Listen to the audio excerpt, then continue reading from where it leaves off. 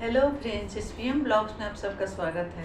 मैं मीतू आज बहुत ही सुंदर कथा लेकर के आई हूँ जो है कर्म और धर्म। मनुष्य को भाग का मिलता है या उसका कर्म का मिलता है। आज वही बहुत ही सुंदर कथा है। एक था राम और एक था श्याम, दोनों आपस में बहुत ही मित्रता से रहता था। राम का बेटा जो पिता था सो बहुत धनी था। उसका नामांकन बहुत ही बड़े स्कूल में करवाया था उसका पिता। इधर श्याम का जो पिता था सो चूरन का व्यापारी करता था, चूरन बेचता था, जा कर के किचन में चूरन बनाता था और बेचता था। वो चूरन के पैसा से जो भी कुछ मिलता था उससे अपने परिवार को पालन पोषण करता था। लेकिन वह बहुत धर्मपरायण था, भक्ति भाव में उसका मन लगता था। जहाँ शिव गुरु को चर्चा होता था वहाँ जाता था और बहुत ही मन से गुरु की सेवा में और प्रचार प्रसार में लगा रहता था और अपना कर्म में अपने काम को बड़ी निष्ठा से करता था। श्याम का जो दाखिला था सो सरकारी स्कूल में हुआ, क्योंकि उसके पिता के पास तो पैसा था नहीं। चूरन का व्यापारी करके उसको इतना पैसा नहीं मिलता था कि श्याम को बड़े स्कूल में पढ़ाए। इधर राम का जो पिता था बहुत ही धनी था, बहुत पैसा वाला था, बहुत बड़े स्कूल में उसका एडमिशन कराया हुआ था। दोनों आपस में मिलता शाम को। तो राम रोज चिढ़ाता था कि तुम क्या करेगा, सरकारी स्कूल में पढ़ता है, क्या करेगा, तुमको चूरन ही तो बेचना है, इसीलिए तुम सरकारी स्कूल में पढ़ता है। हमको तो देखो, हम बहुत बड़े स्कूल में पढ़ते हैं, हमको बहुत बड़ा आदमी बनना है, तुमको क्या बनना है। धीरे धीरे समय व्यतीत होते गया। अब श्याम का मन में ये टेंशन रहता था कि मेरा पिता है सो बहुत धनी नहीं है, हम लोग बहुत ही छोटे परिवार से बिलोंग करते हैं, मेरा दोस्त है से बहुत बड़े परिवार से बिलोंग करता है। उसके दिमाग में यही बात चलते रहता था कि हमको बहुत ज़्यादा मेहनत करना है। और राम के दिमाग में यही बात चलते रहता था कि मेरे पिता के पास बहुत ही पैसा है, तो हम ज़्यादा मेहनत करके क्या करेंगे, मेरा पिता ही तो इतना कमा दिया है कि हम लोग कितने पुष बैठ करके भी खाएंगे तो मेरा पैसा नहीं ख़त्म हुआ। यही बात दोनों में भिन्नता थी। राम जो था सो मेहनत करना नहीं चाहता था, श्याम जो था भले ही सरकारी स्कूल में ही पढ़ता था लेकिन जो भी कुछ पढ़ के आता था बहुत मेहनत से लगन से पढ़ता था। और पढ़ते पढ़ते एक दिन का बात है कि बड़ा हो गया, बहुत अच्छा से पढ़ा लिखा, बहुत अच्छा किया, फर्स्ट करता हरदम। जैसे इंटरमीडिएट किया, ग्रेजुएशन किया, उसका पिता बोले कि श्याम मैं चाहता हूँ कि अब अपना बिजनेस मैं तुझको दे दूँ, क्योंकि मुझसे होता नहीं है, चूरन बनाना भी पड़ता है और बेचना भी पड़ता है और मैं काफ़ी थक चुका। श्याम बोला ठीक पिताजी, जैसी आपकी आज्ञा। उसके बाद क्या हुआ कि श्याम को पिताजी ने चूरन बना करके देता था, खट्टा मीठा तीखा बहुत ही टेस्टी और हेल्दी चूरन बना करके देता था। और श्याम ले जा करके बेचा करता था, आस पास कुछ दूर जा करके बेचा करता था और उसका बहुत अच्छा से बिकाने लगा चूरन, क्योंकि बहुत ही टेस्टी चूरन था। और दूर दूर जा करके साइकिल से बेचने लगा।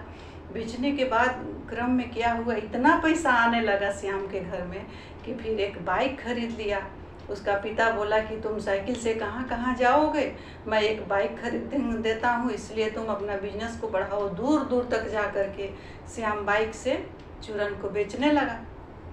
बहुत अच्छे से उसका चूरन का व्यापार तो था, बहुत अच्छा से चलने लगा।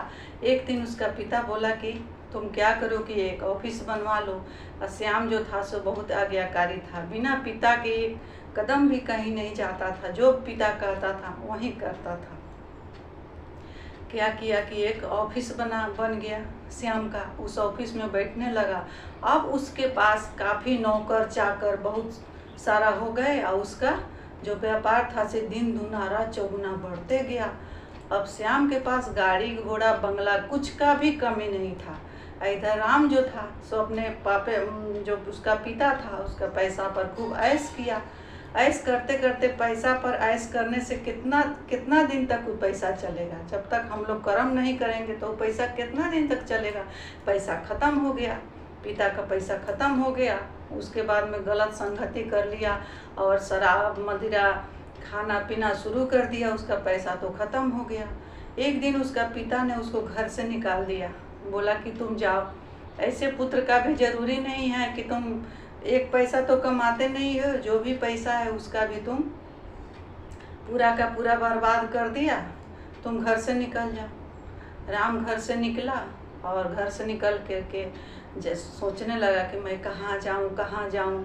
सोचते सोचते पुराना दोस्त का ख्याल आया श्याम का, कि मैं श्याम मेरा कहाँ है। मैं उसको रोज़ चिढ़ाया करता था कि तुम क्या करोगे, सरकारी स्कूल में पढ़ते हो, मैं बड़े स्कूल में पढ़ता हूँ।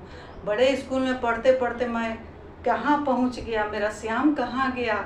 इसी तरह खोते खोते खोते खोते श्याम का पता लगाया और गया तो देखा कि श्याम तो ऑफिस में बैठा हुआ है।